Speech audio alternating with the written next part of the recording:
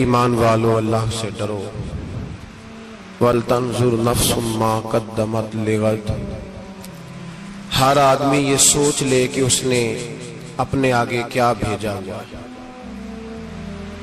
جو اس نے آخرت کے لیے جمع کرایا ہے وہ کیا ہے، یہ غور کر لے وہ۔ وَاتَّقُوا اللَّهَ، اور پھر ڈر جاؤ اللہ سے، إِنَّ اللَّهَ خَبِيرٌ بِمَا تَعْمَلُونَ، فرمایا تم جتنے مرضی پردے ڈالتے پھرو، تمہارے رب کو تمہارے تمام کاموں کی خبر ہے، اسے پتا ہے تم کیا کرتے، وہ جانتا ہے۔ عزیز دوستو، بزرگوں اور بھائیوں، قرآن مجید نے دو چیزوں پر بڑا زور دیا ہے، ایک اللہ کو ماننا، اور اللہ کو ماننے کا مطلب ہے نبی پاک کو بھی ماننا، اللہ کو ماننے کا مطلب ہے کتابوں کو بھی ماننا، قرآن پاک کو بھی ماننا۔ لیکن دو باتیں آپ کو زیادہ ملیں گی، ایک ایمان، اور اس کے بعد سب سے زیادہ زور ہے ایمان بالآخرت پر، آخرت کو مانو۔ وَمِنَ النَّاسِ مَن يَقُولُ آمَنَّا بِاللَّهِ وَبِالْيَوْمِ الْآخِرِ وَمَا هُمْ بِمُؤْمِنِينَ، اللہ فرماتا ہے کچھ لوگوں کا دعویٰ ہے کہ ہم اللہ اور آخرت پر ایمان رکھتے ہیں، حالانکہ وہ ایمان نہیں رکھتے، دعویٰ کرتے ہیں، نفاق کا مظاہرہ کرتے ہیں، منافقت کرتے ہیں۔ جو اللہ کو ماننے والا ہوتا ہے اس کا رنگ اور ہوتا ہے، جس کو پتا ہوتا ہے قیامت کے دن اللہ کے حضور کھڑے ہونا ہے، اس کے اعمال یہ نہیں مانتے، کہتے ہیں ہم مانتے ہیں، پر مانتے، دعویٰ ہے کہ ہم مانتے ہیں آخرت کو بھی اور اللہ کو بھی، پر نہیں مانتے۔ قیامت قائم ہونا ضروری ہے، اگر وقوع قیامت نہ ہو تو ظالم کی تو موجیں لگ گئیں، جابر تو موج کرے گا، فاسق اور فاجر تو کہیں گے دنیا میں بھی ہم اپنے اقتدار کے زور پر جیتے رہے، آج بھی ہمیں پوچھنے والا کوئی نہیں۔ عقلاً نقلاً قیامت کا قائم ہونا ضروری ہے۔ قیامت قائم ہوگی تو مظلوم کو اس کے ظلم پر داد رسی کی جائے گی اور ظالم کو سزا ملے گی۔ ایک آدمی ساری زندگی دنیا کے اندر لوٹ مار کرتا رہا، دھوکہ فریب فراڈ کرتا رہا، اس کی راتیں شراب و کباب میں گزر گئیں، وہ مرے اور بات ختم ہو گئی، ٹھیک ہے موج کر کے چلا گیا۔ ایک آدمی ساری زندگی اس نے اللہ تبارک و تعالیٰ کی رضا کے لیے اپنی نظر کی حفاظت کی، زبان کی حفاظت کی، یہاں تک کہ دل کی بھی حفاظت کی، وہ بھی مرے تو معاملہ ختم ہو گیا۔ اس طرح تو پھر سرکش کا کچھ بنے گا ہی نہیں۔ نظام زندگی ساری اس کی سوچ ختم ہو کے رہ جائے گی اگر قیامت قائم نہیں ہوتی۔ قیامت کا قائم ہونا حق ہے، اس لیے قرآن مجید نے ایک جگہ پہ نہیں 20 جگہ پہ یہ بیان فرمایا ہے کہ قیامت ضرور قائم ہوگی، قیامت، اور وہ قائم ہو کر اپنے سارے لوازمات سمیت قائم ہوگی۔ میرے نبی پاک صلی اللہ علیہ وسلم نے فرمایا مظلوم کو حق ملے گا، ظالم کو سزا ملے گی۔ جابر اس دن اللہ کی بارگاہ میں رسوا کیے جائیں گے، جن پر جبر کرتے رہے انہیں اللہ کے حضور سے عطا کیا جائے گا۔ قیامت کا وقوع ہونا ضروری ہے، اور قیامت تو جب قائم ہوگی تب ہوگی، دنیا میں بھی ایسا ہوتا ہے۔ ظلم کا انجام ٹھیک نہیں ہوتا، جبر کا انجام، جھوٹ کی زندگی لمبی نہیں ہوتی،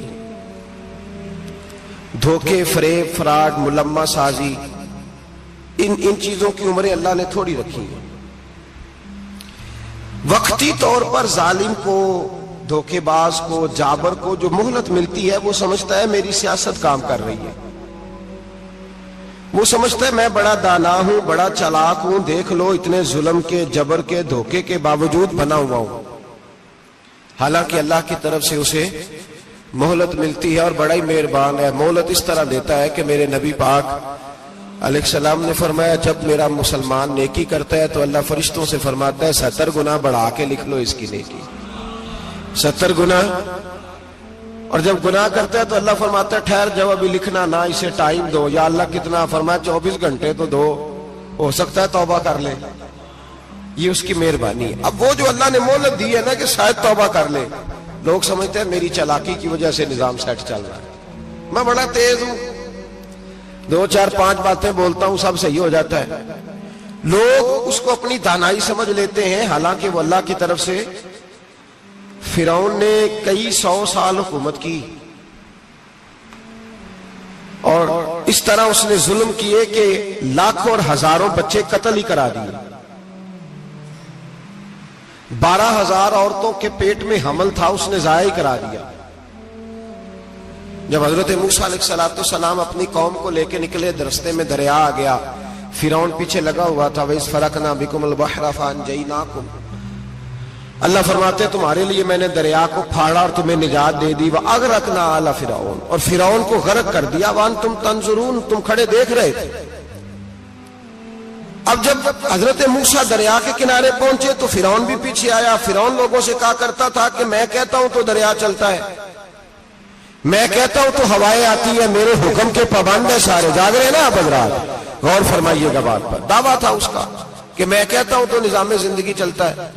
اب جب دریا کے کنارے پہنچی حضرت موسیٰ علیہ السلام تو اللہ نے حکم دیا کہ آپ عصا ماریں۔ جناب موسیٰ نے عصا مارا، 12 رستے بن گئے۔ اب حضرت موسیٰ کی قوم گزر رہی تھی تو فرعون سے پوچھنے لگے کہ تو کہتا تھا میرے حکم سے چلتا ہے، تو وہ تو حضرت موسیٰ نے ڈنڈا مارا ہے تو رستہ بن گیا۔ باز نہیں آتا انسان باز بنے بڑے اس کے پاس بڑی دلیلیں ہیں، جھوٹ سچ بول کے اپنے آپ کو مطمئن کرتا ہے، آخر دم تک تبدیل ہونے کو تیار نہیں ہوتا، دلیلیں گھڑتا رہتا ہے، بناتا رہتا ہے، شور کرتا ہے جان بوجھ کے۔ بھئی تو کہتا تھا میرے چلانے سے چلتا ہے، تو باز ابھی بھی نہیں آیا۔ کہنے لگا میں نے ہی حکم دیا ہے کہ ذرا پھٹ جا، مجھے یہ زندہ چاہیے۔ باز رسی جل گئی، بال کہنے لگا میں نے ہی کہا ہے دریا کو کہ یہ مجھے زندہ چاہیے، میرے بھاگے ہوئے ہیں تو اس لیے پھٹا ہے، تو آؤ میرے ساتھ دریا کراس کریں۔ تو پتا تو ان کو بھی تھا نا، جتنا تو رب بنا ہوا ہے پتا تو تھا، سارے جانتے تھے۔ کہنے لگے تو پہلے کراس کر، اگر تو بچ گیا تو ہم بھی پیچھے آتے ہیں۔ اب چاروں ناچار۔ ایک روایت تو یہ ہے کہ یہ جب خدائی کا دعویٰ کرتا تھا نا، تخت پہ بیٹھا ہوتا تھا، تو ایک دن حضرت جبریل آئے اس کے پاس انسانی شکل میں، تو کہنے لگے میں بڑی دور سے آیا ہوں تو ایک مسئلہ پوچھنا تھا۔ کہا پوچھو۔ کہنے لگے ایک غلام تھا کسی بادشاہ کا، تو بادشاہ نے اسے تھوڑی دیر کے لیے ایک علاقے کی سربراہی دے دی۔ کتنی دیر کے لیے ہمیں سربراہیاں ملتی ہیں؟ کیوں جی؟ تھوڑی دیر کے لیے ملتی ہے نا، تھوڑی دیر کے لیے سربراہی دے دی ایک غلام کو۔ ذرا بات کو سمجھیے، حضرت جبریل پوچھتے ہیں، کہتے ہیں سربراہی مل گئی، اب وہ مالک ہی بن کے بیٹھ گیا ہے، وہ بات ہی نہیں سنتا، اس کو تھوڑی دیر کے لیے بنایا تھا، وہ تو خدائی کا دعویٰ کرنے لگا ہے۔ آپ بتائیں اس کا انجام کیا ہونا چاہیے؟ یہ مسئلہ پوچھنے آیا ہوں۔ تو فرعون کہنے لگا اس کا انجام یہ ہے کہ اسے پانی میں گوتے دے دے کے مار دے۔ انجام کیا ہے؟ بولیے کیا انجام ہے؟ کیا انجام ہے جی؟ پانی میں، اللہ اکبر، اپنی سزا تجویز کر رہا ہے۔ اس کی سزا کہ اسے پانی میں گوتے دے دے کے مارو ظالم کو۔ اسے تھوڑی دیر کے لیے بنایا تھا اور وہ چھائی گیا ہے، قبضہ ہی کر گیا ہے۔ حضرت جبریل کہنے لگے جی آپ لکھ کے دے دیں گے؟ کہنے لگا لاؤ لکھ دیتے ہیں۔ لکھوا لیا، جناب جبریل رکا لے کے تشریف لے گئے۔ اب جب فرعون دریا میں آیا نا تو اللہ نے حکم دیا مل جا۔ جب دریا ملا چیخنے لگا تو حضرت جبریل آئے، کہنے لگے تیرا ہی فتویٰ ہے، یہ تیری سزا ہی ہے نا، ہم بھی بڑی سزائیں تجویز کرتے ہیں، یہ جھوٹا ہے جی، اس کا تو فلانا علاج ہونا چاہیے، تو اگر تو جھوٹ بولے تو یہ فلانا بڑا جاور ہے جی، اس کے ساتھ اس طرح ہونا چاہیے، تو اگر تو یہ کام کرے تو جو سزا تو لوگوں کے لیے تجویز کر رہا ہے تو اپنے بارے میں بھی سوچ۔ اب جب غوطے آئے نا، آخری وقت دیکھا وہ فرعون جو کہتا تھا میری مرضی سے دریا چلتا ہے، علامہ صاوی نے تفسیر صاوی میں لکھا ہے تڑپ کے رونے لگا۔ جب یہ مزاج ہے، ایک دفعہ اوپر آتا ہے آدمی جب دریا میں جاتا ہے، اوپر آیا تو چیخنے او میرے حواریو خدا کا واسطہ مجھے بچاؤ۔ کہنے لگے تو کہتا تھا میری مرضی سے چلتا ہے، بے بسی ہے، تڑپتا ہے، روتا ہے، وارث شاہ مان کری نہ وارثاں دا، رب بے وارثہ کر کے مار دائی، تڑپ رہا ہے، چلا رہا ہے، کوئی مدد کو نہیں پہنچتا۔ اب جب آخری غوطہ آیا تو کہنے لگا آمنا برب موسیٰ و ہارون، میں موسیٰ کے رب کو بھی مان گیا، ہارون کے رب کو بھی۔ اللہ نے فرمایا نہیں، اب تیرا ماننا قابل قبول ہے۔ اس وقت ماننا تھا جب تجھے مہلت دی تھی، جب تو جوان تھا۔ بڑھاپا آتا ہے، بیماری آتی ہے، جوان آدمی بیماری کا شکار ہوتا ہے تو کہتا ہے یا اللہ ایک دفعہ صحیح کر دے، میں ساری پڑھا کروں گا، ایک دفعہ ٹھیک کر دے، میں مسجد میں رہوں گا، میں اگلے سال اعتکاف بھی کروں گا، میں ساری تراویحیں پڑھوں گا۔ تو اس وقت پڑھنی تھی جب تجھے مہلت دی تھی، اس وقت پڑھنا تھا جب اللہ نے تجھے آسانی دی، زندگی دی۔ اگلا وقت یہ حال ایک کا نہیں ہوا۔ نمرود کو دیکھ لیں، حضرت ابراہیم علیہ السلام کو کہتا تھا میں رب ہوں، آپ نے فرمایا رب تو وہ ہے جو زندہ کرتا اور مارتا ہے۔ ایک موت کا قیدی بلایا، کہنے لگا ہاں بھائی کتنے دن رہ گئے تھے پھانسی میں؟ کہنے لگا جی پرسوں ہونی تھی۔ کہا جا تجھے آزاد کیا، لو میں بھی زندگی دیتا ہوں۔ ایک بے گناہ آدمی کو پکڑ کے قتل کر دیا، کہتا میں بھی مارتا ہوں۔ حضرت ابراہیم علیہ السلام کہنے لگے تو بیوقوفوں جیسی دلیلیں دے رہا ہے، چل اس طرح کر، میرا رب سورج مشرق سے نکالتا ہے، تو اگر رب ہے تو مغرب سے نکال کے دکھا۔ اب دلیل کا جواب کوئی نہیں تھا تو کہنے لگا پکڑو اور آگ میں ڈال دو۔ اللہ کے نبی کو آگ میں ڈالنے والا، یہاں ایک مچھر بیٹھا ہے، 400 سال حکومت کی اور خدائی کا دعویٰ کیا۔ یہاں مچھر بیٹھا تھا، چھینک آئی تو مچھر اندر چلا گیا۔ پہلے دربار کا ادب یہ تھا کہ جو آئے سجدہ کرے، اب اس کے سر پہ کوئی چیز مارتا تھا تو اسے سکون ہوتا تھا، مچھر تھوڑی دیر کے لیے اس کا دماغ چھوڑتا تھا۔ او بھائی یہ اس دھرتی پہ اللہ نے لوگوں کو نظارے دکھائے اور ہمیں سمجھانے کے لیے دکھائے، ہمیں تفکر کی، غور کی دعوت دی کہ دیکھ لینا، اپنے عمل کو پرکھنا۔ تمہارے عمل حضرت موسیٰ کے فرما برداروں جیسے ہیں، جناب ابراہیم کے فرما برداروں جیسے ہیں، یا بن کے بیٹھ گئے ہو؟ اب دربار کا ادب یہ ہے، بے بسی کا یہ حال ہے کہ جوتے لٹکتے ہیں دربار میں، جو آتا ہے جوتا کھینچتا ہے، اور ادب یہ ہے کہ 10 جوتے نمرود کے سر پہ مارو، اور 400 سال جوتے لگتے رہے۔ روتا تھا، جو آدمی آتا تھا منتیں کرتا تھا، کہتا تھا کہیں سے کوئی دوائی مل جائے گی۔ پاگلوں جیسی زندگی گزاری، پاگلوں جیسی سخت۔ وہ تو حساب، وقوع قیامت تو حساب ہوگا ہی۔ یہاں لوگ پاگل ہو کے مرتے ہیں، معاذ اللہ، نفسیاتی مریض ہو کے مرتے ہیں۔ یہاں آخری وقت اتنا سخت آتا ہے کہ دنیا موت کی دعائیں مانگتی ہے۔ میرے بھائی جب انسان ظلم کرتا ہے تو بھول جاتا ہے کہ شاید مجھے پوچھے گا کوئی نہیں۔ جب وہ زیادتی کرتا ہے تو بھول جاتا ہے۔ جب وہ کسی کا حق کھاتا ہے تو وہ کہتا ہے شاید اس کا تو وارث ہی کوئی نہیں جس کو میں لوٹ رہا ہوں۔ لیکن جب اللہ کی پکڑ آتی ہے، حجاج بن یوسف ظالم تھا، اس نے اچھے کام بھی کیے تھے۔ قرآن پاک پر زیر زبر آراب حجاج بن یوسف نے لگوایا۔ محمد بن قاسم کو ہندوستان سندھ کے علاقے فتح کرنے بھی حجاج بن یوسف نے بھیجا تھا۔ ساری خوبیاں اپنی جگہ پر، ظالم بہت بڑا تھا۔ کسی آدمی نے اس کے سامنے کونے کی طرف منہ کر کے ساتھ والے سے بات کر لی تو کہنے لگا میرے خلاف کیا، اس کو لے جاؤ، 2 ٹکڑے کر کے واپس لے آؤ۔ توتی بولتا ہے نا، اقتدار، جب کسی کے ہاتھ اقتدار ہوتا ہے نا، وہ چاہے ایک گھر کا ہی کیوں نہ ہو، وہ 10 بندے فیکٹری میں کام کرتے ہیں اور جو ان کا مالک ہوتا ہے وہ کہتا میں مالک ہوں، مجھے مانو۔ جب تو صاحب اقتدار ہوتا ہے نا، جب تو سسر بن کے بیٹھتا ہے اور کسی غریب گھر کی بہو آتی ہے 2-4 تو کہتا میرا اقتدار ہونا چاہیے۔ جب میں کھانسنے لگوں تو ہر آدمی کے ہاتھ میں ٹشو پیپر ہونا چاہیے۔ جب میں بولنے لگوں تو بندھے ہوئے ہاتھوں سے ہر آدمی جی جی کرتا ہوا کھڑا ہونا چاہیے۔ جس آدمی کا، اور یہ کام بہو بھی کرتی ہے کئی دفعہ، وہ بھی کہتی ہے کہ تمہیں پتا نہیں میں کتنا لمبا چوڑا جہیز لے کے آئی ہوں۔ جب میں سونے کے لیے اپنے بیڈ روم میں جاؤں تو خبردار بوڑھے بابے کو اجازت نہیں کہ وہ کھانسے۔ اماں کو چاہیے کہ اگر اس کو بڑی سخت پیاس بھی لگی ہے تو میرے سوتے سوتے باورچی خانے میں برتن نہ کھٹکھٹائے۔ جو جہاں بھی جس اسٹیج پہ بھی بیٹھتا ہے وہ کہتا ہے کوئی نہیں مجھے پوچھنے والا، میں مطلق العنان ہوں۔ جوان بوڑھوں کا مذاق اڑاتے ہیں، سمجھتے ہیں شاید کبھی بوڑھے نہیں ہونا، مذاق اڑاتے ہیں۔ تندرست لوگ بیماروں کا مذاق اڑاتے ہیں، شاید کبھی بیمار نہیں ہونا۔ حجاج بن یوسف ظالم تھا، ظلم کرتا تھا، زیادتی کرتا تھا۔ حضرت سعید بن جبیر ایک تابعی بزرگ تھے، اتنے بڑے بزرگ تھے کہ ساری رات نماز پڑھتے تھے، سارا سال روزہ رکھتے تھے۔ ایک دن انہوں نے منبر پہ بیٹھ کے کہا کہ حجاج ظلم سے باز آ جائے ورنہ اللہ کی لاٹھی بڑی بے آواز ہے۔ اللہ کی لاٹھی، اس کا کیا مطلب ہوتا ہے؟ اس کا مطلب ہے جب رب کی لاٹھی چلتی ہے تو اس کی آواز، جی اس کا پہلے کوئی پیغام، وہ پہلے اعلان نہیں کرتا کہ تگڑے ہو جاؤ لاٹھی چلنے لگی ہے، لاٹھی چلتی ہے پر اس کی آواز، سمجھ آ رہی ہے میری بات کی؟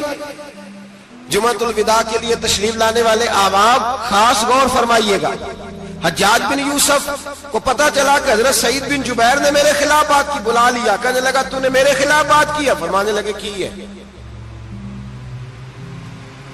کہنے لگا تجھے پتا ہے میں قتل کر دوں گا؟ آپ فرمانے لگے نہ تو زندگی کا مالک ہے نہ موت کا مالک ہے، تو کیسے قتل کر؟ کہنے لگا تجھے پتا ہے میرا؟ فرمایا میں نے تجھے نہیں، میں نے تو کئی شداد، کئی حماد، کئی قارون، کئی فرعون، کئی نمرود دیکھے، کئیوں کی داستانیں سنی، تو کون ہے؟ تو چھوٹا سا ہے۔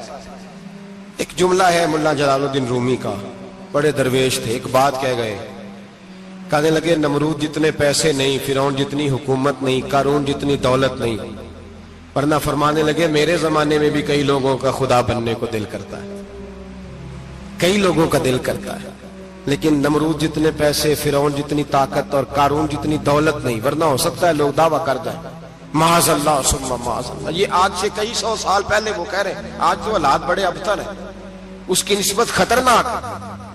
فرمانے لگے حضرت سعید بن جبیر تو زندگی موت کا مالک نہیں۔ کہنے لگا پکڑو، قتل کرو اسے، لے جاؤ۔ جب پکڑ کر کھینچ کر لے جا رہے تھے نا تو حضرت سعید بن جبیر مسکرانے لگے۔ اب ظالم کے سامنے مسکرائے تو اس کو بڑا غصہ آیا، یہ میرا مذاق اڑاتا ہے؟ بلا لیا، ادھر آؤ، کیوں مسکرا رہے ہو، کیا ہوا؟ تو حضرت سعید بن جبیر کہنے لگے میں مسکرا رہا ہوں تیری بیوقوفی پر اور اپنے اللہ کی دی ہوئی ڈھیل پر، میں مسکرا رہا ہوں کہ یا اللہ کیا بات ہے، کیا تیرا شان ہے، کیسے لوگوں کو ڈھیل دی ہوئی ہے، میں مسکرا رہا ہوں تیری بیوقوفی پر کہ تو سمجھتا ہے شاید مجھے پوچھنے والا کوئی نہیں۔ کہنے لگا اس کو باہر نہ لے جاؤ، میرے سامنے قتل کرو۔ ٹھیک ہے جی، قتل کرنے لگے تو حضرت سعید بن جبیر نے منہ کعبے کی جانب کر لیا، انی وجہت وجہی للذی فطر السماوات والارض حنیفا وما انا من المشرکین۔ جب آپ نے یہ آیتیں پڑھی نا کہ میں نے منہ کر لیا ہے اپنے رب کی جانب، کرو مجھے قتل، کہنے لگا نہیں نہیں، اس کا منہ پھیرو، کعبے کی طرف ہو کے قتل نہ ہو، ہے ظالم پر پاگل ہو گیا ہے۔ حضرت سعید بن جبیر کے حوصلے نے شکست دے دی، ناکام ہو گیا، مخبوط الحواس ہو، کہنے لگا اس کا منہ پھیر دو۔ جب کعبے سے پھیرا تو آپ فرمانے لگے للہ المشرق والمغرب فانما تولى فثم وجه اللہ۔ اللہ فرماتا ہے تو مشرق اور مغرب سارا ہی اللہ کا ہے، جدھر بھی منہ کرو گے ادھر اللہ ہی اللہ ہے، جدھر بھی منہ کرو گے ادھر اللہ ہی اللہ ہے، چاروں جانب پھیر دے، جدھر منہ پھیرنا ہے تو نے پھیر دیا منہ۔ حضرت سعید بن جبیر کے گلے پہ خنجر رکھا تو آپ نے ہاتھ اٹھائے، کہنے لگے اے اللہ میرے بعد اسے کسی اور پر مسلط نہ کرنا، میرے بعد کسی اور پر مسلط نہ، بس میں آخری ہوں۔ جب آپ ذبح ہوئے تو اتنا خون نکلا، اتنا خون نکلا کہ لوگ کہتے ہیں جتنا اونٹ کے وجود سے نکلتا، تر ہو گیا سارا اس کا دربار۔ ایک سمجھدار آدمی کو بلا کے کہنے لگا اتنا خون میں نے پہلے کبھی، میں نے بڑے بندے قتل کرائے ہیں پر اتنا خون نہیں نکلا۔ تو وہ کہنے لگے لوگ مر جاتے ہیں، مرتے وقت ڈر جاتے ہیں، سہم جاتے ہیں، خون سکڑ جاتا ہے، لگتا ہے یہ شخص جب دنیا سے گیا ہے تو ڈٹ کے گیا ہے، یہ ڈٹ کے گیا ہے دنیا سے۔ حجاج بن یوسف رات کو سویا تو تڑپ کے اٹھا، کیا ہوا؟ گھر والے کہنے لگے کیا ہوا؟ کہنے لگے سعید بن جبیر خواب میں آئے اور کہتے ہیں اٹھ مجھے بتا تو نے مجھے کیوں قتل کیا، بتا بتا کیوں مارا۔ اگلی رات پھر سویا تو وہی خواب، پھر سویا تو وہی خواب۔ گناہ نفسیاتی مریض بنا دیتا ہے، ظلم تجھے مخبوط الحواس کر دیتا ہے۔ جب تو زیادتی کرتا ہے تو اللہ فرماتے ہیں کہ میں، تو اللہ کو بھولتا ہے، اللہ تجھے اپنا آپ بھلا دیتا ہے، پھر تو بھول جاتا ہے، پھر تو سیدھے رستے پہ چلتا ہے پر بھٹک جاتا ہے، پھر تو صحیح رستوں کا تعین کر کے بھی گمراہ ہوتا ہے، پھر تو روز وہی گاڑی چلاتا ہے پر اب جب تو بریک لگاتا ہے تو نہیں لگتی۔ جب گناہوں کے ساتھ تو مخبوط الحواس ہوتا ہے تو روز وہ کاروبار کرتا ہے، لیکن جب تیرے گناہ تجھے گھیر لیتے ہیں پھر اسی کاروبار میں تو نقصان اٹھاتا ہے۔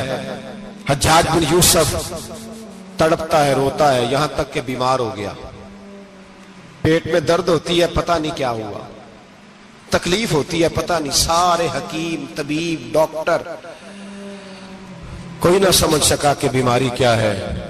جو بیماریاں خدائی ہوتی ہیں ان کا لوگوں کو پتا، جو آزمائشیں رب کی جانب سے ہوتی ہیں وہ ڈاکٹروں کے ہتھے نہیں چڑھتی، جو تکلیفیں اللہ دیتا ہے ان کا حکیم طبیب علاج نہیں کر پاتے، مشکل، اور شفا اسی وقت ہوتی ہے جب اللہ دینا چاہے، اور جب رب ہی دینا نہ چاہے تو بڑے بڑے ڈاکٹر کہتے ہیں کہ ہمارے بس کی بات نہیں رہی۔ بغداد سے حکیم آئے، پیٹ دیکھا، کہنے لگے نہ تیرے معدے میں کوئی دقت ہے، نہ تیرے جگر میں، نہ کسی اور جگہ، ماجرا کیا ہے؟ ایک آخری علاج ہے، آخری، وہ کیا؟ گوشت کا چھوٹا سا ٹکڑا دھاگے کے ساتھ باندھ کے منہ میں ڈالا، اور پھر ایک باریک سا تنکا لے کے اس کو اندر ڈالنے لگے گلے میں۔ وہ گوشت کا ٹکڑا جب حلق کے اندر اتر گیا، اس حکیم نے واپس کھینچا تو کیسے ایسی بدبو آئی جیسی کبھی سونگی نہ تھی۔ جانور، کیڑے مکوڑے لگے ہوئے باہر نکلے، اور جب دیکھا تو جتنے محل میں لوگ بیٹھے تھے چلاتے ہوئے نکل گئے کہ یہ کیا مصیبتیں ہیں۔ حکیم بھی اٹھ کے دوڑنے لگا، کہا تجھے کیا ہوا؟ کہنے لگے حجاج تیری بیماری زمینی نہیں، تیری مصیبت زمینی نہیں۔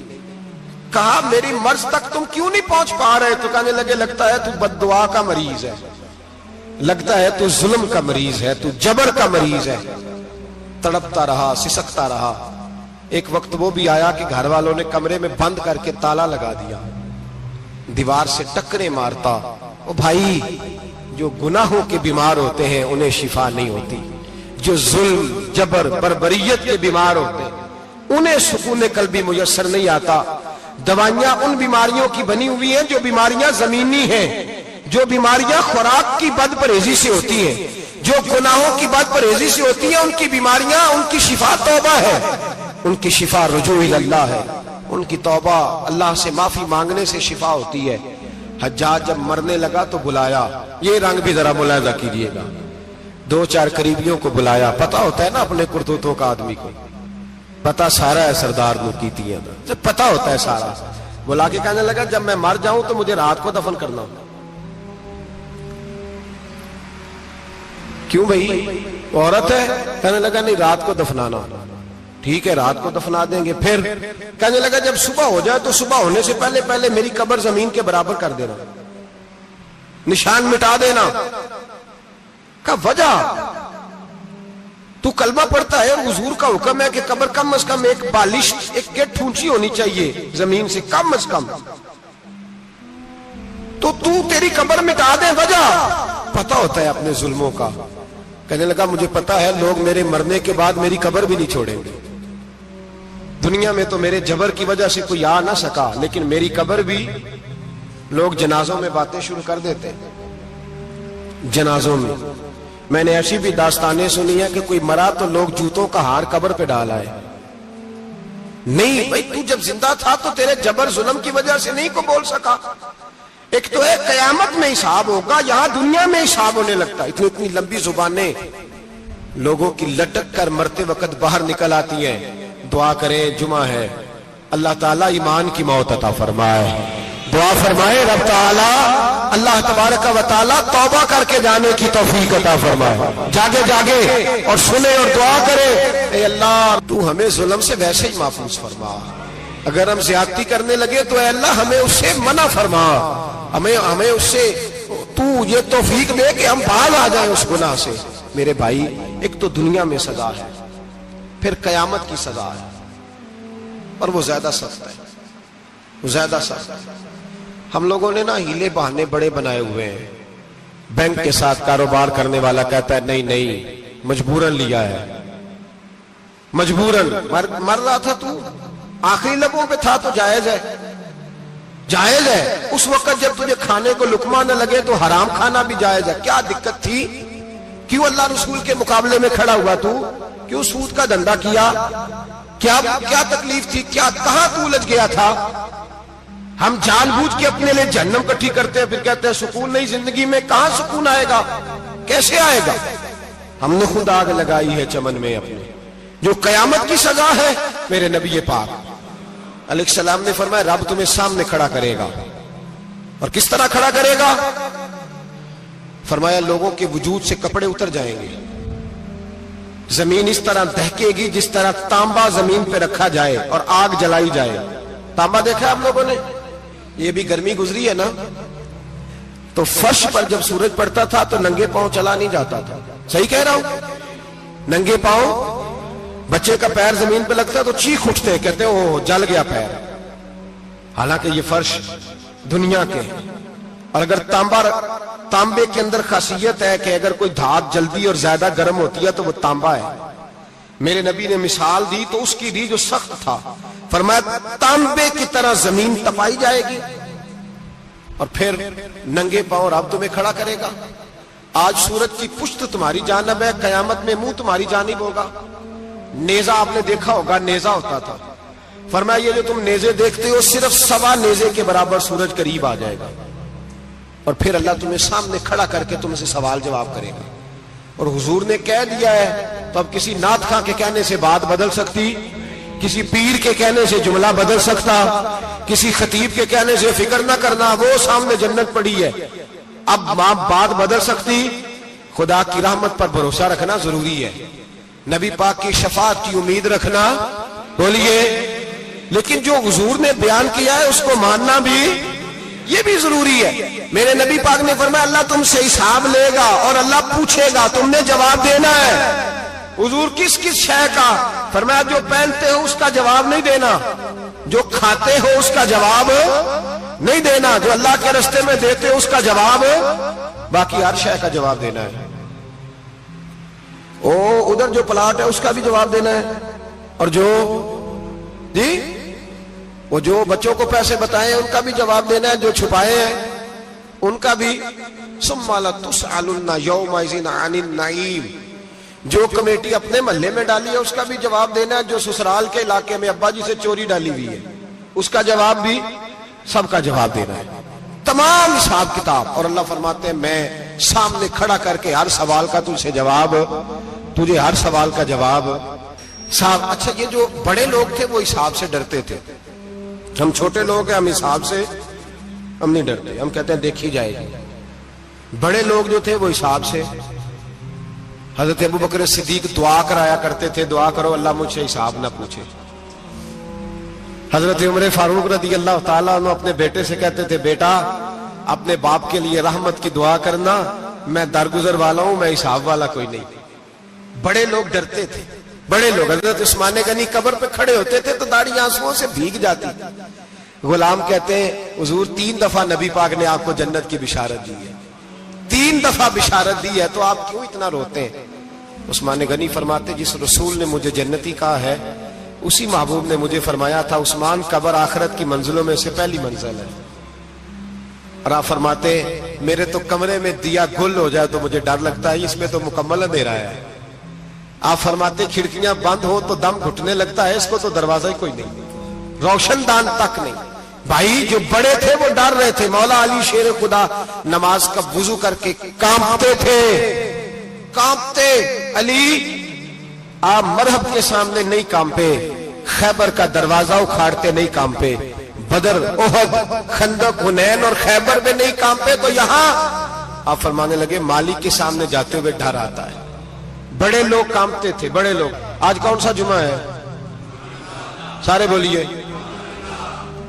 حالانکہ یہ اگلے سال دوبارہ آئے گا, ہمارا نہیں پتا کہ ہم ودا ہو جائیں کہ کیا بنے. یہ کون سا جمعہ ہے؟ آیا جمعۃ الوداع, آئے ہم پڑھے. آج ایک فکر لے کر کے جانا, ایک سوچ, جہاں روز رات کو بیٹے کی ٹینشن, بیٹی کی ٹینشن, بھائی کی ٹینشن, پوتے کی ٹینشن ہوتی ہے نا, ایک ٹینشن اور اپنے آج ایک ٹینشن بڑھا لو, قبر کی ٹینشن پیدا کر لو, قیامت کی تھوڑی سی فکر کر لو, تھوڑی سی, ایک لمحے کے لیے صحیح تھوڑا خیال پیدا کرے. حضرت حسن بصری نام سنا ہوا ہے نا, یہ حضرت علی کے شاگرد ہیں. نبی پاک کے گھر میں آ جاتے تھے کئی دفعہ، بچے تھے جب. حضرت حسن بصری تابعی ہیں، فرماتے خانہ کعبہ میں عمرہ کرنے گیا، طواف کعبہ کر رہا تھا تو بڑا عجیب منظر ہوا، رات کی تنہائی ہوئی. اس وقت کئی دفعہ طواف بند بھی ہوتا تھا، اس لیے کہ رش کم ہوتا تھا تو رات کو سب سو جاتے. کہتے رات ذرا گہری ہوئی تو لوگ اپنا اپنا خیمہ لے کے جاتے تھے. اب تو ہوٹل ہے نا تو خیمے لگتے تھے، لوگ خیمہ لے کے جاتے تھے، جہاں جگہ ملتی تھی خیمہ لگا کے رہتے تھے. فرماتے میں رات کو سویا خیمے میں، ایک دردناک آواز آئی، میٹھی ہے دھیمی ہے پر درد بڑا ہے. کوئی رونے والا رو کے کہتا ہے اللہ حساب قیامت میں مجھ سے نہ لینا، اے اللہ تنہائی میں جتنا مرضی حساب لینا پر لوگوں کے سامنے نہ لینا. اور پھر کہتا ہے اللہ فضل تو تب کرے جب تو میرا حساب پوچھے ہی نہ. پھر چند منٹ گزرے تو پھر وہ رونے لگا، میرے کانوں میں آواز آئی، کہنے لگا اے اللہ حساب تو ان کا لیا جاتا ہے جو حساب کے قابل ہوتے ہیں. اعلیٰ حضرت کہتے ہیں نا رضا سے تو کیا حساب لے گا، رضا بھی کسی حساب میں. اے اللہ میں قابل نہیں، مجھ سے حساب نہ لینا. کہتے تھوڑی دیر گزری تو پھر وہ رونے لگا، پھر ذرا سانس سنبھلے تو پھر کہنے لگا اے اللہ میں تو لوگوں کو کوئی بندہ حساب پوچھ لے تو نہیں دے سکتا، میں تجھے کیسے حساب دوں گا. پھر تڑپنے لگا. کہتے تھوڑی دیر گزری تو پھر ایک لفظ انہوں نے کہے رونے والے نے، کہنے لگے اللہ دیکھ تیرے محبوب کا فرمان ہے جو معافی مانگے تو اسے معاف کر دیا کرتا ہے. اے اللہ میں معافی مانگنے آیا ہوں اور مسجد نہیں آیا، میں کعبۃ اللہ ہی آ گیا ہوں. کہتے ہیں وہ اتنا روئے کہ چیخ آئی ان کی، اور جب دھڑام سے کوئی زمین پہ گرا تو میں پریشان ہوا کہ اب تو بے ہوش ہو گیا. فرماتے ہیں میں زور سے اٹھا فٹافٹ اور اس شخص کی طرف بڑھا. میرے دل میں خیال ہے کوئی گناہگار ہے بیچارہ، تو چلو میں بھی دعا کرتا ہوں، اس کو کہتا ہوں بیٹے فکر نہ کر اللہ تیری مدد کرے گا. فرماتے میں گیا اس نیت کے ساتھ کہ میں کہوں گا چلو اٹھو تم بھی دعا کرو میں بھی کرتا ہوں، اللہ ہم سے حساب نہ پوچھے. کہتے میں گیا تو وہ شخصیت بے ہوش پڑی تھی، کالے سیاہ بال ان کے چہرے پہ بکھرے ہوئے تھے. کہتے ہیں لوگوں جب میں نے زلفیں ہٹائیں چہرے سے تو میرا وجود کانپنے لگا آسمان ٹوٹ پڑے گا، زمین پھٹ جائے گی، ستارے بکھر جائیں گے، آج بہ جائیں گے سمندر. فرماتے ہیں میری چیخیں نکل گئی. یہ کوئی گناہگار تو نہیں، یہ تو حضرت فاطمہ کے پوتے امام زین العابدین ہے، یہ تو امام حسین کا وہ بیٹا ہے جو کربلا میں تنہا بچے تھے. فرماتے ہیں میں امام کا چہرہ دیکھا تو بھاگ کے آیا اور میں نے اپنی داڑھی ان کے پیروں کے ساتھ مس کی اور میں نے کہا حضور اٹھئے. امام اٹھے تو میں نے کہا شہزادے تیرے تو اشارے سے اللہ کئی گناہگاروں کو بخشے گا، تیری تو دعا سے اللہ بخشے گا، یہ کیا کر رہے ہو؟ تو امام زین العابدین کہنے لگے حسن بصری ادھر آ یار، ادھر آؤ بزرگو، میرے دادا کے پاس رہنے والے ہو، میں نے نا آج ہی سنا ہے کہ اس کا عذاب بڑا سخت ہے، آؤ میرے لیے دعا کرو، اللہ پاک مجھ سے حساب نہ پوچھے. کہا حضور نہ کریں. اب فرمانے لگے تجھے نہیں پتا کچھ چیزیں ایسی ہیں کہ رب نے اگر حساب پوچھا تو میں واقعی جواب نہیں دے پاؤں گا، چل کر میرے لیے دعا. کہتے میں نے ہاتھ باندھے حضور میں نہیں کرتا. اٹھا کہہ. فرماتے میں نے ہاتھ اٹھائے، میں نے کہا اے اللہ تیرے رسول کا شہزادہ ہے، یہ تیرے رسول کا شہزادہ ہے، یہ کہہ رہا ہے تو فضل کر. وہ بھائی جو بڑے تھے وہ تو تڑپتے تھے، سسکتے تھے. ابو علی ہیتی کہتے خانہ کعبہ میں پتھر پہ سر رگڑ رگڑ کے کوئی بوڑھا کہہ رہا تھا اے اللہ اول تو حساب نہ لینا، اور اگر لینا تو مجھے اندھا کر کے اٹھانا، میں تیرے نیک بندوں کے سامنے شرمندہ نہیں. اقبال رو پڑے. اقبال کچھ لوگوں نے لکھا ہے یہ آخری ربائی ہے ڈاکٹر اقبال کی، آخری. اس کے بعد شاید اس نے کلام نے کچھ سیرت نگاروں کا خیال ہے. اقبال مدینے کی طرف منہ کر کے کہنے لگے تو غنی از ہر دو عالم من فقیر. اللہ تو غنی ہے میں تو فقیر ہوں. روز محشر عذر ہائے من پذیر. اے اللہ اول تو میرا کوئی عذر قبول کر لینا محشر کے دن، اور اگر نہ کرنا ہوا اگر تمہیں بینم حسابم نہ گزیر، اگر ضرور ہی میرا حساب لینا ہے اے اللہ اگر تو نے ضرور لینا ہے اے اللہ اگر ضرور ہی لینا حساب، اول تو میرا عذر مان لینا، میری کمزوری پہ رحم کرنا، اے اللہ میرے بڑھاپے پر میری کمزوری پر رحم کرنا، اگر ضرور حساب لینا ہے از نگاہ مصطفیٰ پنہا بغیر، تو اے اللہ ذرا حضور کی نگاہوں سے اوجھل کر کے لینا۔ اے اللہ مجھے شرم آئے گی، میرے مصطفیٰ کریم فرمائیں گے میں تو تجھے ہر بات سمجھا کے آیا، ایک ایک جگہ تیری رہنمائی کر کے آیا، تو کیسے عمل کما، ذرا اوجھل کر کے از نگاہ مصطفیٰ پنہا بغیر، ذرا حضور کی آنکھوں سے اوجھل کر کے سائیڈ پہ کر کے لینا، میں برداشت نہیں کر پاؤں گا۔ حضرت ابو علی ایتی کہتے ہیں بابے نے سر رکھا ہوا ہے اور کہتے ہیں اللہ مجھے اندھا کر کے اٹھانا، فرماتے میں گیا، میں نے کہا چلو میں دعا کرتا ہوں جا کے، فرماتے جب میں نے جا کے بزرگوں کی کمر پہ ہاتھ رکھا، ان کا چہرہ دیکھا تو یہ کوئی گناہگار تو نہیں، یہ تو بغداد کے پیر عبد القادر جیلانی ہے، یہ تو محبوب سبحانی غوث سمدانی ہے، یہ تو وہ شخص ہے جو قدم لگائے تو اللہ ولایت عطا کرتا ہے۔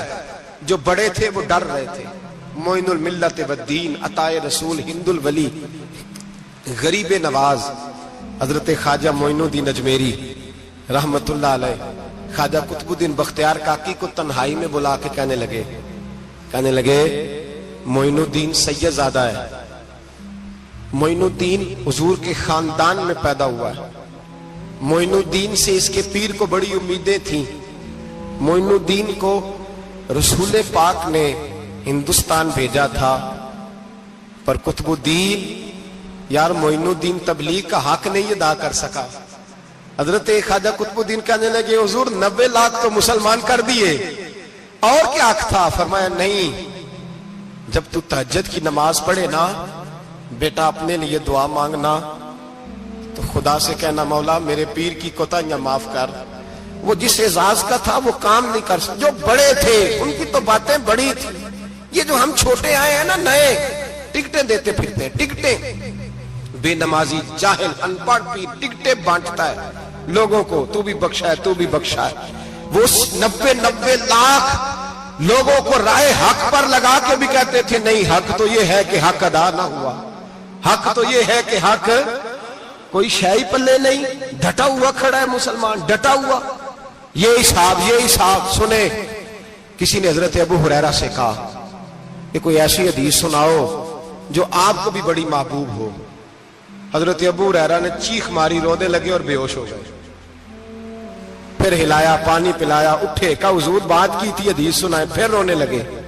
ہمیں تو نہیں نہ رونا آتا، ہمیں تو تب آتا ہے جب بیٹا بات نہ مانے، ہمیں تو تب آتا ہے جب کاروبار میں نقصان ہو جائے، ہمیں تو تب رونا آتا ہے جب ہمارا کوئی دوست ہمارے بارے میں غلط بات کر دے، بے عزتی دنیا کی ہو جائے۔ حضرت ابو ہریرہ 3 دفعہ ہوش آیا، 3 دفعہ روئے اور کہنے لگے عزیزو یہ وہ والی حدیث ہے کہ میں سوچتا بھی ہوں تو میں تڑپ اٹھتا ہوں۔ کہا کون سی حدیث؟ تو حضرت ابو ہریرہ کہنے لگے میں نے نبی پاک سے سنا ہے قیامت میں سب سے پہلے علماء کا حساب ہوگا، سب سے پہلے علماء کا۔ رب کریم فرمائے گا تمہاری دین کے نام پر بڑی موجیں تھیں، تمہارے بڑے پوسٹر چھپتے تھے، لائنیں بنا کے لوگ تمہارے ہاتھ چومتے تھے، لوگ تمہاری گڑی کو بھی چومنا اپنے لیے سعادت سمجھتے تھے۔ بتاؤ میرے رسول کے نام پر کھانے والوں کیا کر کے آئے ہو؟ عمل بتاؤ، عمل، موج بڑی کی نا تم نے، بتاؤ عمل۔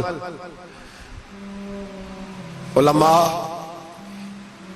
عالم عرض کرے گا اے اللہ میں جگہ جگہ تیرے رسول کے دین کی بات کرتا تھا، میں قرآن کے درس دیتا تھا، میں راتیں بیدار رہ کے تیاریاں کرتا تھا، میں جو بن سکا کیا۔ رب فرمائے گا نہیں، تو نے تو اس لیے کیا تھا کہ لوگ تجھے پیر صاحب کہیں، مولانا صاحب کہیں، تیرے نعرے لگائیں، تو لگے نہیں پھر تیرے نعرے، پھر لوگوں نے لمبے لمبے القابات پکارے نہیں تیرے۔ حضور سید عالم علیہ السلام فرماتے ہیں پہلا حساب اس کا لے گا جو عالم کہلاتا تھا۔ رب پوچھے گا تجھے طاقت دی، ہمت دی، بولنے کی صلاحیت دی، اپنے فضل سے دی، بتا کیا کما کے آیا ہے۔ حضرت ابو ہریرہ روتے ہیں، کہتے ہیں میں بھی تو حدیثیں سناتا ہوں، میں بھی تو عالم ہوں، میرے پیچھے بھی تو لوگ بھاگتے ہیں، لوگوں بتاؤ اگر اللہ نے ابو ہریرہ سے پوچھا تو کیا جواب دے گا؟ اللہ فرمائے گا علماء کے لیے بخاری مسلم ہے، انہیں اٹھاؤ اور جہنم میں ڈال دو۔ امام غزالی فرماتے ہیں اگر کسی عالم کو سزا ملی تو سب سے سخت عالم کو ملے گی۔ دعا فرمائے اللہ میرے جیسے لوگوں کو ہدایت کا رستہ عطا فرمائے، اور جو کہتے ہیں سمجھتے ہیں اللہ اس پر عمل کی توفیق عطا فرمائے۔ فرمایا حضرت ابو ہریرہ نے دوسرے نمبر پر سخی اللہ کی بارگاہ میں کھڑا کیا جائے، مالدار۔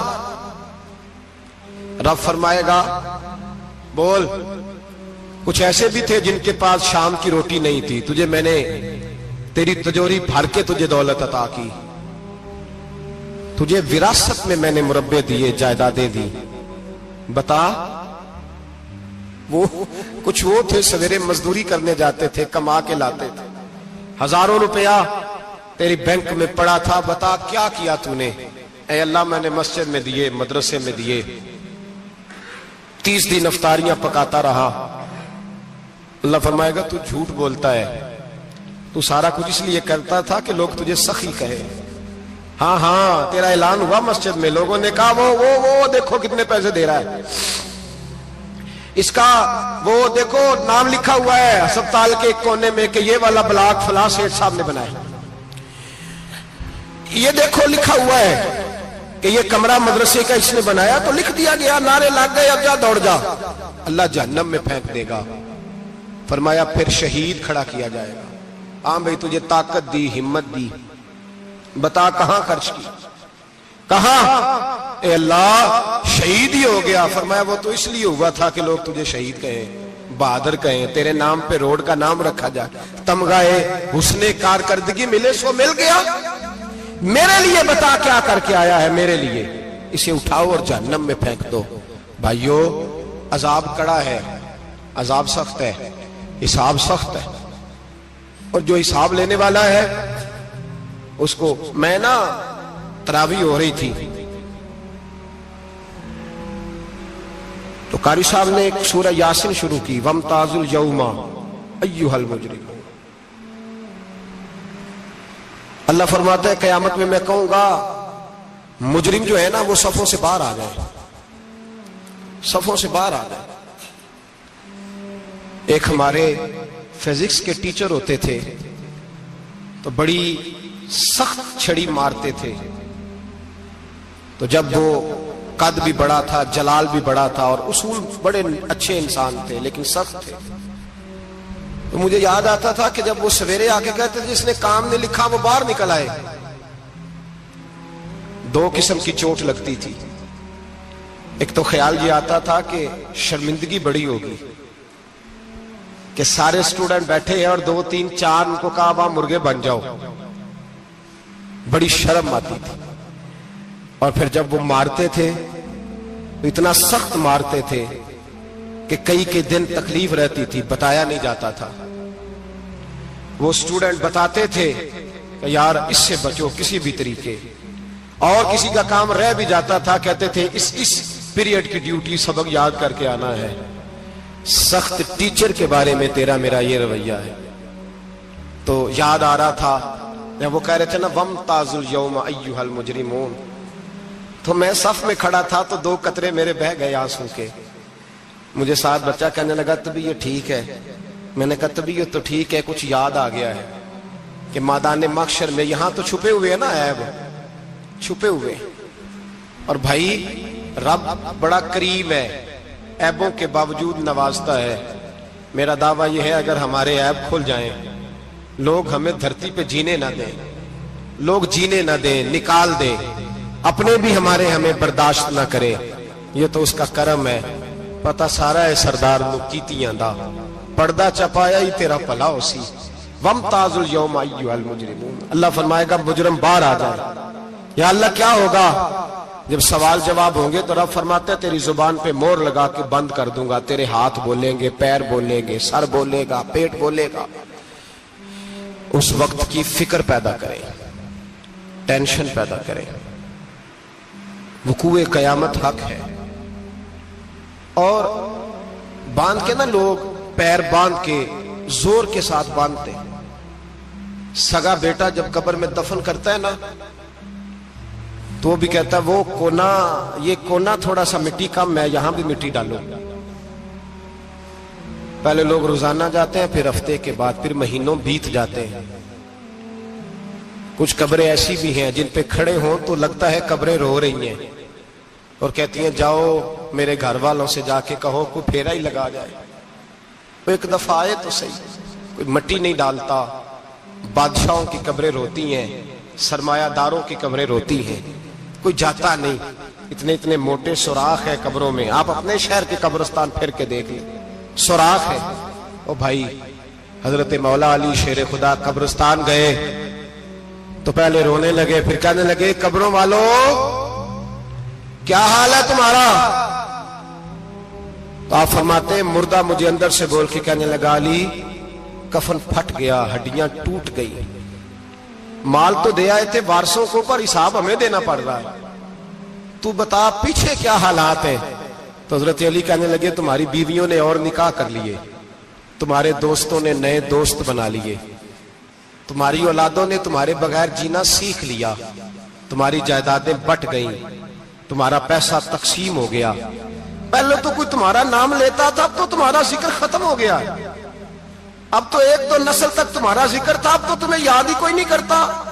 کہتے ہیں لوگ یہاں کوئی رہا کرتا تھا، یہاں کوئی ہوا کرتا تھا، اب تو تم قصہ پارینہ، قصہ ماضی ہو گئے. حساب کا وقت قریب ہے، قریب آ گیا وقت. اللہ فرماتے اقترب للناس حسابهم وهم فی غفلۃ معرضون. فرمایا حساب کا وقت قریب آ گیا ہے تو ابھی بھی غافل ہے. جمعۃ الوداع ایک پریشانی لگانے کا ارادہ تھا، بڑی پریشانی اب پالی ہے. ایک پریشانی اور پال لو، جس کو یہ پریشانی لگ جائے اس کی عمل ثمرنے لگ جاتا ہے. یہ پریشانی پال لو کہ اگر مجھے حساب دینا پڑے. حضرت عمر کا فرمان، آپ فرمایا کرتے تھے اپنا حساب خود کر لو قبل اس کے کہ اللہ تمہارا حساب کرے. خود کر لو اپنا حساب، خود کھاتے ٹھیک کر کے رکھو، چیک کر کے رکھو. میری دعا ہے اللہ پاک ہمیں ان میں شامل کرے جن کو وہ معاف کرنے والا ہے. آمین تو کہہ دے. اللہ تبارک و تعالی ہمیں ان لوگوں میں شامل کرے جنہیں اللہ بغیر حساب جنت عطا کرنے والا ہے. فکر پیدا کرے، سوچ پیدا کرے. اللہ تبارک و تعالیٰ کو راضی کرنے کے ایام ہے اور اس کی رضا کی طرف توجہ کریں سارے حضرات. اللہ تبارک و تعالیٰ آپ کو سعادت مندیاں اور برکتیں عطا فرمائے.